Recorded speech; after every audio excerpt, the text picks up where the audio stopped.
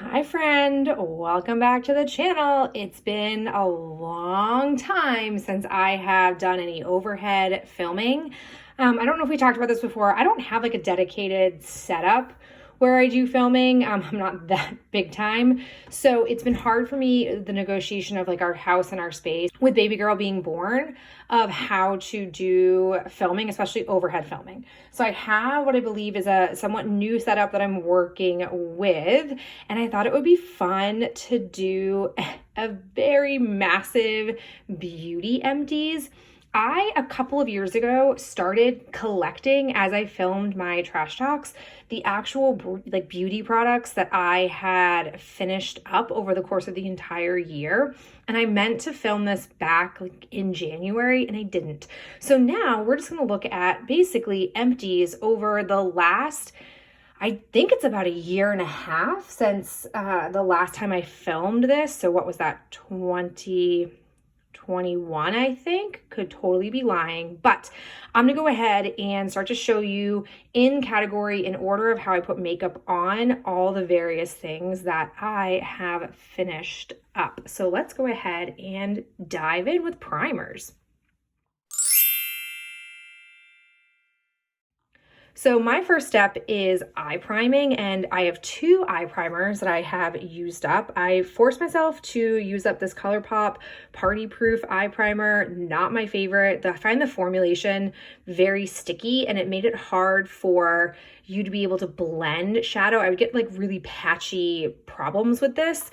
But then we have Old Faithful, the Milani eyeshadow primer. This one is the best. You don't need much of it. It takes a while to go through. Both of these have quite a bit of product in them, so very pleased to have used both of those up.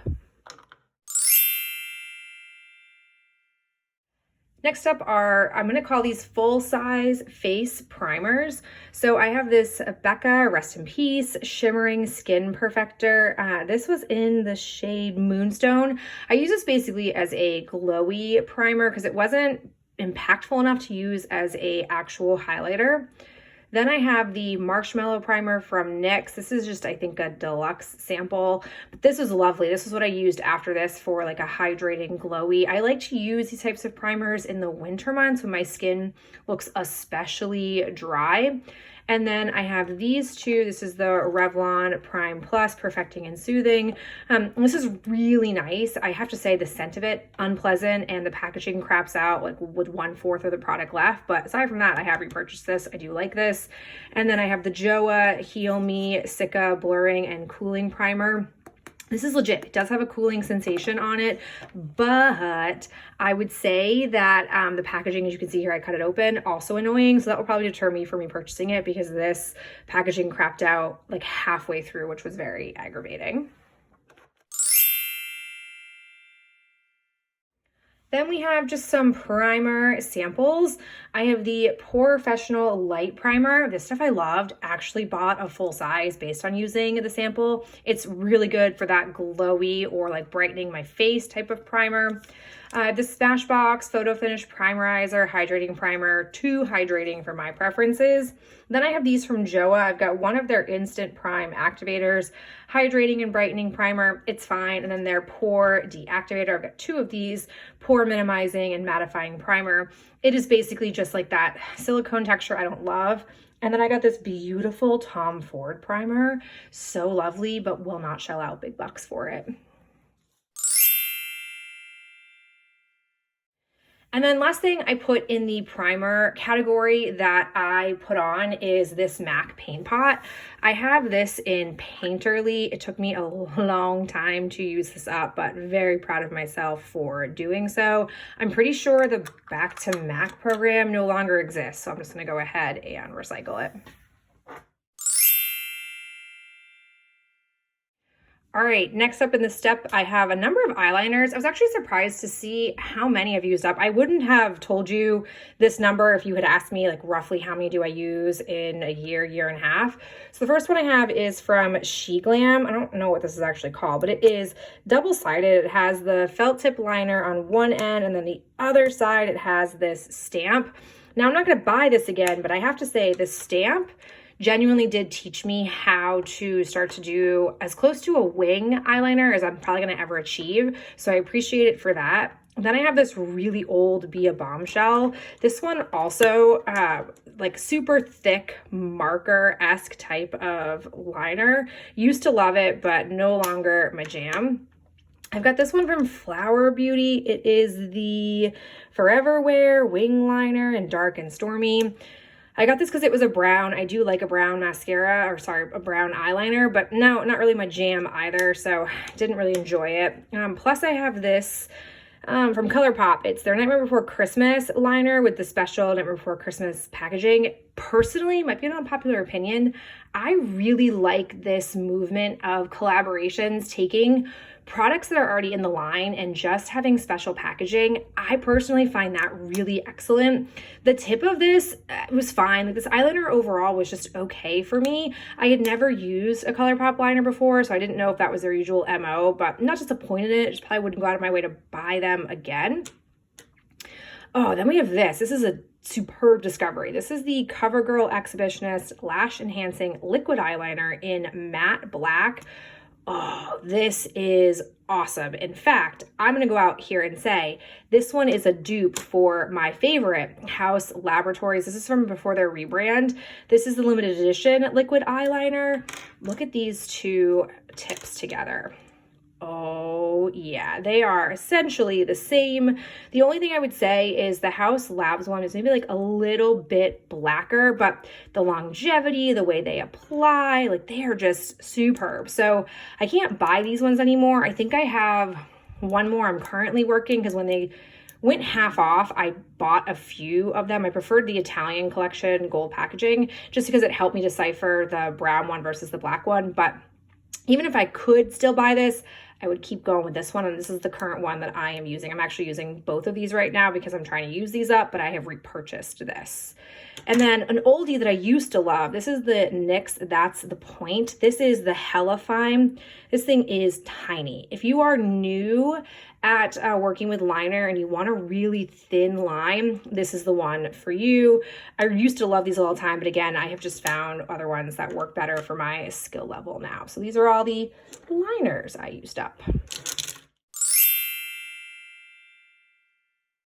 Okay, we're moving into the largest category. I am just a mascara fiend. I think two factors play into this. I think the first factor is that air and just having them open helps to expedite their usage, and I'm also somebody who just applies a lot of mascara. So we're going to start with the mascara samples. These are mostly coming from the Sephora favorites. I love to buy the Sephora favorite mascara sets because you get to try all these deluxe size samples and then cash in for a full size. And if there's at least one in the set that I've had before that I like, I'm like, well, there's just no risk there. It's all reward. So these are where most of those come from. I've got the They're Real Benefit Magnet. I've got the Say, I don't know all the words from this one. I've got the Milk Kush Mascara. This one from Huda Beauty, they're legit lashes. It's got two ends. Then we've got the Ilia one, lovely. Tarte Lights Camera Lashes. The Sephora Big by Definition, that's a good one. And then the Bad Gal Bang from Benefit, but there are more. Let me grab them. Next one that I have, these are kind of from like the bad bin. I have the Lancome Lash Idol, no good. The Lash Snack Lengthening Mascara from Item, which doesn't matter anymore, they don't exist. Pillow Talk Push-Up Lashes, meh. And then the Cali Ray Come Hell or High Water. This one's lovely, have a full size. Got some lash primers. I've got two from what used to be my holy grail. Milani's the violet one, and then two of my current holy grail, which is Sephora's Lash Craft Lash Primer. These are great for really zhuzhing up and like thickening my lashes, which then helps mascara just look extra wonderful on my eyelashes. I was literally just sitting here thinking, oh, I'll divide the rest of my full-size ones into high-end versus drugstore. False. Majority of what I have that I've used is from the drugstore. Maybe I'll think I'll add this one to the higher up one. So I've got this Honest Beauty mascara, not great. The Tarte Man-Eater, it's fine. The MAC Micro Brush from the MAC Stack, also just fine. And then the Rest in Peace Makeup Geek Extension Effect mascara, which was actually pretty good, but no longer available. All right, some more full-size ones. This is more of what I'm talking about. So the Essence like Lash Princess line came out with a bunch of Disney princesses printed on them, which I loved. This was the False Lash Effect. This is my favorite of all the ones from the line. Then we've got their Double Trouble mascara. It had two different spikes. You can see in the picture here a little bit. Not my favorite. I have the CoverGirl Uncensored Exhibitionist. It was fine. I have not tried the original. I think I might sometime in the future. And then two from e.l.f. that I'm just not a big fan of, the Lash It Loud and the Lash Beats. Like, yeah, I think their mascara has made improvements, but it's still not my preferred formula. And then rounding it all up, I have this L'Oreal Air Volume Mega Mascara. I'm pretty sure I had this one in brown. It's fine, nothing special, even though I've had a bunch of these. I only was getting them through couponing. Then I've got the Maybelline Curl Bounce. This was lovely. I really like Maybelline's mascaras. I've got this one from the Ulta Beauty Collection. It's the Maximum Lashes Defining and Lengthening Mascara. This I had such a love affair for, and then about 2 weeks after using it, started to flake on me. Womp womp. This one's no good. This is from ZC. It's their Living Colorfully. Despite all of that, this is just a black mascara and it does nothing. Also just okay, the LA Girl Volumatic Full-On Volumizing Lash Lifting Mascara. And then I hear a lot of positive things about Flower Beauty's mascara, so I tried their Lash Warrior. It did not excite me as a mascara. All right, moving into concealers. So I have this NARS Radiant Creamy Concealer, I believe in the shade Vanilla. Yeah, I was using this in the winter to give me like a little bit of brightness. I will say I like it, but on the occasional days where I wasn't getting a ton of sleep and I had a little bit of like dark circles, I wouldn't say it was totally competitive. I didn't buy this. This was given to me by a girlfriend who had had it for her wedding and then wasn't going to use it, so I finished it off. I liked it. I might entertain it in the fall depending on where I'm at with my concealer needs. Then I have some Old Faithfuls. I've got this Maybelline Instant Age Rewind. This I use in the shade 110 Fair. I think it's the lightest shade they sell. This is great for me when I don't want brightening. I just want coverage, extra coverage underneath my eyes. This is great for basically the spring, summertime. And then this is my blemish concealer. It's the Revlon Photo Ready. This is in the shade 100, which is there. Ooh, and it's perfect. This is, I think, the second or third one I've used. I just keep buying it now. I'm very satisfied with it as a stick. I like that I'm able to put it on my blemishes, and then when I blend out with a sponge, it still holds, which is just lovely. So big fan of, especially these two. Might repurchase this. We'll see in the fall. Moving into complexion products, I've got 3 samples. I have the RMS Beauty Revolve Natural Finish Foundation. This was a little bit heavier than I prefer foundations to look on my face, so wouldn't get it again, but I will use a sample if it comes my way. I've had this before, the Crystal Glow Primedation. It's a 3-in-1 foundation. It claims it's a blurring primer, skincare, and then it is an illuminating foundation. This isn't terrible. I think it's comparable to this, the It Cosmetics CC Nude Glow. Fair Ivory was a little bit dark for me. I think if they had a shade lower and it were on sale, I would totally buy this to use in the winter months.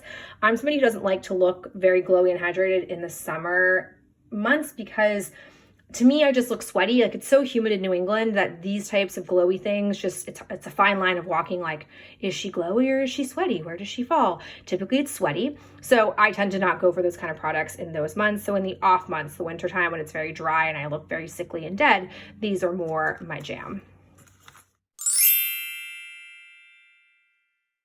4 foundation products to share with you. This definitely should be a higher category of usage, but it is what it is. I have more foundations than one face probably needs, but this is what used to be my absolute favorite, despite its very pricey price tag, which is the YSL Touche Eclat Le Tint Radiant Awakening Foundation. For some unknown reason, they discontinued it. I don't know why, but I miss it desperately.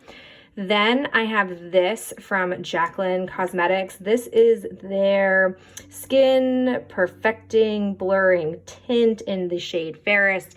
I don't think it's worth the very pricey price tag, but I do like it. Then I have the Revlon Color Stay Light Cover Foundation. This I think is awesome. It really just like kind of evens out my skin tone. It's not super high in coverage, but that's kind of what I like about it. I'm not a big coverage person, especially in the summer. And then this puppy, ooh, from L'Oreal, the True Match Nude Hyaluronic Tinted Serum. I definitely want to rebuy this. I wear this in the shade, what shade is this? Probably whatever the palest is. Oh, no. Oh yeah, I guess so. 0.5-2 Very Light. Is that the shade name? Probably, I don't know. But I definitely want to rebuy this. I'm trying hard to fight the urge to repurchase it because I don't need it right now, but love it. Okay, so this, I don't know if this is truly all the sponges I've used in the last year and a half, but they're the ones that I kind of randomly kept. I don't know if I'll keep these sponges like in the future as I use them up, but here's what I've got. I've got this from the Cookies and Cream e.l.f. Collection. It was a decent sponge. I actually liked it a little bit better than the Total Face sponge because it's less porous than that one. Then I have this one, which I'm pretty sure is from ZC, a random sponge. It was fine. It has a very similar texture to this one from ColourPop, which has the silicone core, which I like because it prevents the mascara, or the foundation from getting totally sucked up into the sponge, into like the center of it and wasting it. Same thing with this one.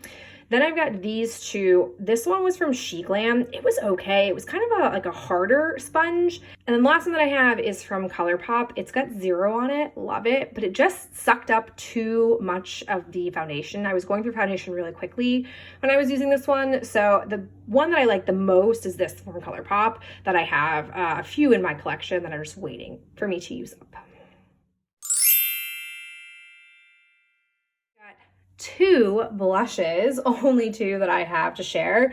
This is a super old sample from Benefit. It's the Dandelion blush, which I actually really love and kind of miss just the ease of what I could use it for. It was just a soft pink, kind of went with everything. That's also why this one is finished up. This is my NYX. This is a cream blush in Boho Chic. Oh, I loved the heck out of this one. Again, an easy to use. I like the formulation of it. It was getting super old, so I had to focus on it, but really liked both of these. I have two more samples, one in the right organization, one not. This is from Tom Ford. This was the Traceless Soft Matte Foundation. I used the shade Porcelain. Lovely, too expensive. And then I used this Hoola bronzer. I feel like I remember this being more orangey when I first used it, back when it was the rage in 2015, 2016. It wasn't terrible, but I don't feel like I need it. I like the bronzers that I currently have. Three setting sprays. So I've got the Morphe Continuous Setting Mist. Don't love Morphe, but this I just love. The mister, the finish of this, it reminds me a lot of the MAC Fix Plus. Then I've got the Ofra Makeup Fixer. This stuff I like, but the packaging just blows. It like leaks. It's oozy. I typically decant it into another sprayer, which is annoying. And then I've got the Joa Crystal Glow Refreshing Luminizer Skin Mist. This has like a beautiful soft rose scent. The sprayer is also exceptional. This is really nice for me to use in those winter months where my skin looks a little bit drier.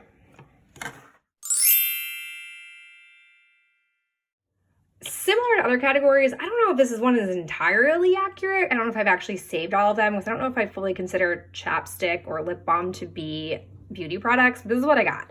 So I've got the Sandois Camilla Healing Lip Balm. Loved this.